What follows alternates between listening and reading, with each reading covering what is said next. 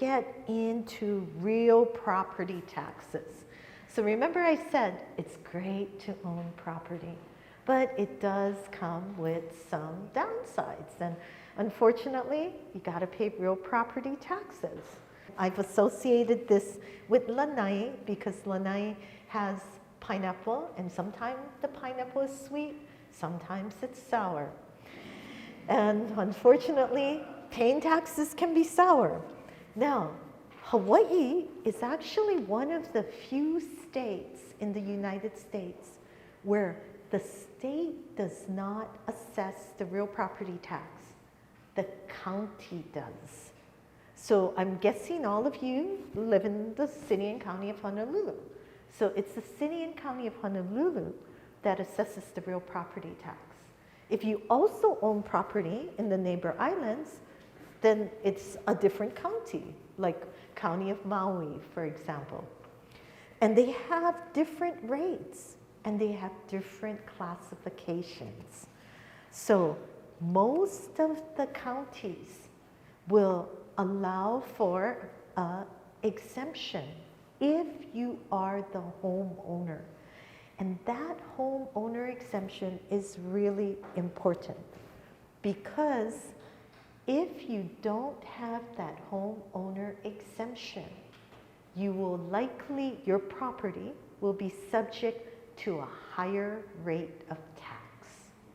And why is that? Because, as you probably see on the news, look, there's a lot of people who don't live in Hawaii investing in Hawaii, causing the value of property to go up, right? There's a lot of unfortunate, people feeling like, hey, they're not really here in Hawaii, they're not giving benefits, they're not paying Hawaii income tax, things like that. So the government's trying to figure out ways where, well, these individuals then should pay higher real property tax. But that's not always the case. Sometimes you might be living in a house that, say, I don't know, your brother owns, okay, just example. And your brother already has another house that he's living in, and he's got his homeowner's exemption. You can only have a homeowner's exemption on one, but you're living in brother's house, but you're not the owner, so you don't qualify for that exemption. So that particular property would have to pay much higher tax. Even if the two houses were right next to each other and they were worth the same, the tax rate will be higher, and so the tax amount will be higher. The other interesting thing about Honolulu, and many people in the mainland, it's different. Every year, in addition to your tax bill, you get a notice of the value, right? You get the notification. This is what we say. This is what we believe your property is worth right now. If you don't agree, if you think, oh my goodness, how did it get so high? It shouldn't be that high. You can file an appeal. And if you look at the notification, there's information on how you can appeal, and there's a very strict timetable on it. Some places in America, and take for example like California, there isn't always that annual reassessment. The reassessment gets triggered when certain things happen.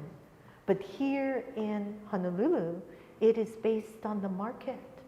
So I'm sure you're all familiar over the last couple years where everything's been going up and real estate value's been going up, your assessment's going up. And then so correspondingly, taxes get higher. So the final thing on this, now I said that homeowner's exemption is really important. What if the person who had the exemption dies? So say it's mom and eldest daughter living in the house. Mom owned the house. Maybe she might have even given eldest daughter an interest. Say mom and eldest daughter owned the house 50-50. They were using mom's age for the exemption because this is one place where getting old has benefit. If you're over 65, the exemption is $140,000. If you're under 65, the exemption's $100,000. So you would have applied using mom's age for the exemption. Okay, but now when mom dies, what happens? The survivor is supposed to notify the real property tax assessment office. And if you read the rules, it's really strict. You're supposed to notify in like 30 days. Most people, when somebody dies, you're not thinking about doing all of these things. And if you do not file your claim for homeowner's exemption in time, then the following year, there is no exemption and you might be subject to that higher rate. I had one client who just yesterday told me when she lost the exemption because of a situation of her husband, for 1 year her taxes went up from, and obviously this is valuable property, but it was, they were paying $12,000 and the taxes went up to $32,000 just by missing that exemption. So and I had this other lady who had property on the Big Island. She told me it went from $30,000 to $60,000. So, I mean, significant. Obviously, we're talking high value, but even on a smaller level, if you're paying a couple thousand and the next thing you know, you're paying $4,000 or $5,000. So watch that very carefully. Homeowner's exemption. Okay. Let's talk about some people are lucky enough to own more than one property. So what do? Well, the one that you're not living in, you rent it.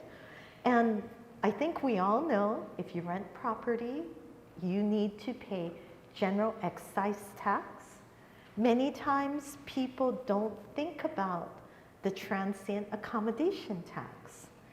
And the transient accommodation tax is a tax that's imposed upon the gross rental proceeds if the person rents for less than 180 consecutive days. Now, and it has to be to a transient person. Okay, what's a transient person? A transient person can actually be a Hawaii resident, but that person might have another permanent resident. So say it was a student, right? For example, the person lives in Kauai, and then the person's coming to school over here and only wants to rent for 5 months. And you go, yeah, fine, sounds good. You never know, might be subject to this transient accommodation tax in all likelihood. And it requires a separate license in addition to the GE license. And the tax rate is higher than GE. It's 10.25%. So very important if you rent your real property to know the rules. Many times people have real property managers, but then other times, people try to do it independently.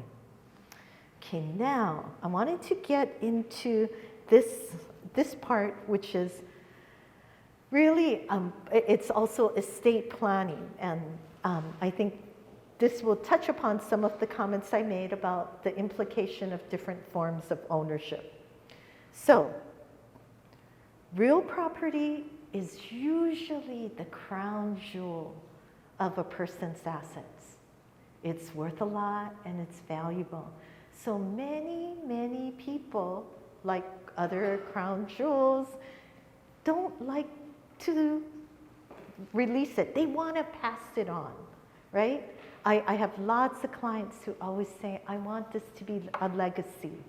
So that being the case, it's very common where someone had purchased the property, used it, managed it, and still is owning it. And unfortunately, because that individual got older, they became incapacitated.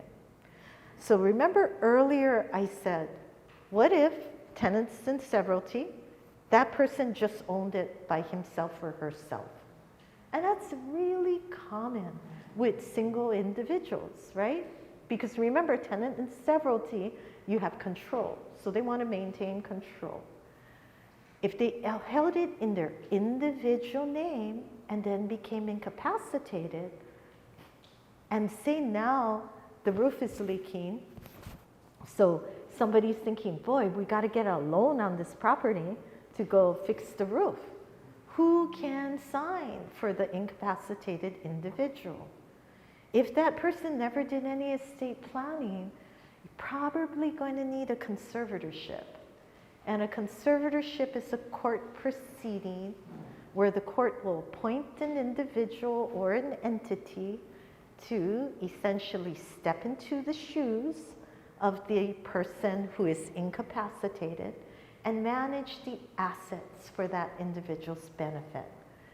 Because it's a court proceeding, it requires an attorney, the court's hearing takes time, costs money.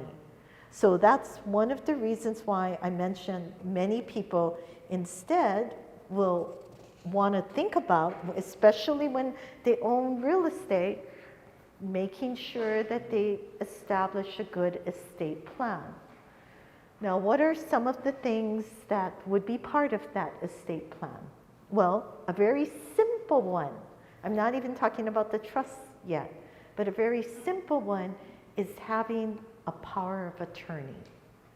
So in Hawaii, in 2014, not all that long ago, we passed the law where we have a statutory form power of attorney. And if your power of attorney is substantially in the form of the statute, third parties are supposed to really be much more willing to accept it. So I'll tell you, I mentioned I've been practicing 35 years. Back in the old days, prior to this, people would have a power of attorney. Somebody becomes incapacitated.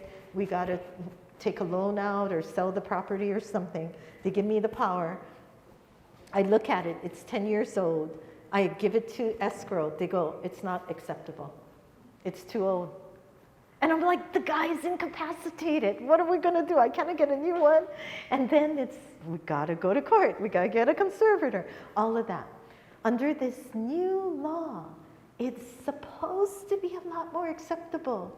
And third parties are, unless they're aware that it's been revoked or it was procured by, undue influence or coercion, etc., they're supposed to accept it. So this new form is really important. And I tell people every time my clients call me to say, oh, Judy, is there any kind of update? I always look at their file to see, do they have one of these? And if not, it's a good form to have in effect. Now, the other planning possibility, as I mentioned earlier, is the revocable trust. Because the revocable trust provides that if the trustee, who is generally the person who set up the trust, most people will set up the trust initially with themselves as the trustee. If the trustee becomes incapacitated, there is a successor. So the successor can step in and manage the real estate, yeah? So whatever the duties and the responsibilities, it'll be set forth under the trust instrument. And many times, one of the key areas for clients is what to do with the real estate. And I always tell people, really think about it. Because the most standard is, okay, it's for my benefit. But what if I have different family members living in my house, right?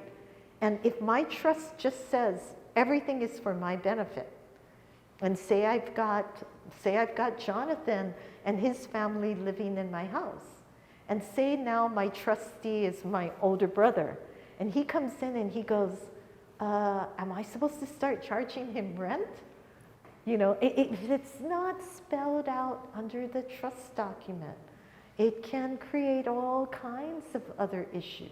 So people really need to think about it. And similarly, especially for parents, right, where a parent might have a situation where if they, do they want to continue to live, well, I'm sorry, when I say the parent, I mean an elderly person, because the other part that is real important is maybe helping the trustee know if you reach a certain point in time where you're unable to do things alone, do you want to live in the home or do you want to go into a facility?